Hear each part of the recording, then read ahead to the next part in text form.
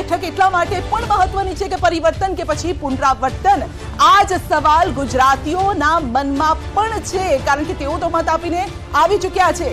તેમની જે છે જવાબદારી એ પૂરી થઈ ચૂકી છે, પરંતુ હવે જોવાનું રહેશે કે અમદાવાદથી આ દ્રશ્યો આપ જોઈ રહ્યા છો અને આમાં જ છે જે ઉમેદવારો છે તેમનું ભવિષ્ય આમાં છે અને એ જોવાનું રહેશે કે હવે થોડીક ક્ષણો બાદ આ શું થવાનું છે જ્યારે ઈવીએમ જ્યારે ખુલશે, કારણ કે અત્યારે તો પોસ્ટલ બેલેટની જે છે તે ગણતરી ચાલી રહી છે ને ગુજરાતની 25 બેઠક, કારણ કે એક બેઠક જે છે સુરત ઓલરેડી બીજેપી જીતી ચૂક્યું છે અને દેશની જે બેઠક છે તેની પણ આપણે વાત કરવાના છીએ અને વધુ ચર્ચા માટે પણ આપણે જઈશું આ દ્રશ્યો સાથે મારા સહયોગી સાથે.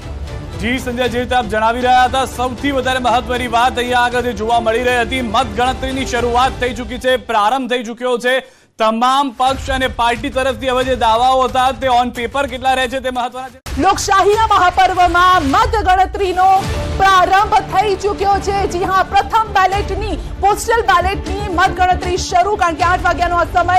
ગુજરાતની 25 બેઠકો પર પોસ્ટલ બેલેટની મતગણતરી બસ હવે શરૂ થઈ ચૂકી છે અને ત્યારબાદ ઈવીએમ પણ ખુલશે.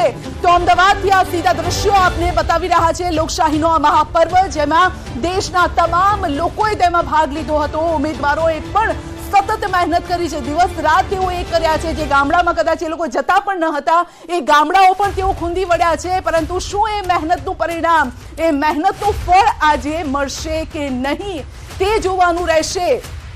તો બસ હવે થોડોક જ સમય બાકી છે અને સૌથી પહેલા આપને જોવા મળશે જે રૂઝાન પણ સામે આવશે ન્યૂઝ 18 પર. સચોટ અમે આગળ રહેવાની હોડમાં નહીં, પરંતુ આપને સચોટ રૂઝાન પહોંચાડીશું અને ત્યારબાદ પરિણામ પણ પહોંચાડીશું, કારણ કે જેવી જ મતગણતરી શરૂ થઈ છે પોસ્ટલ બેલેટ ત્યારબાદ ઈવીએમ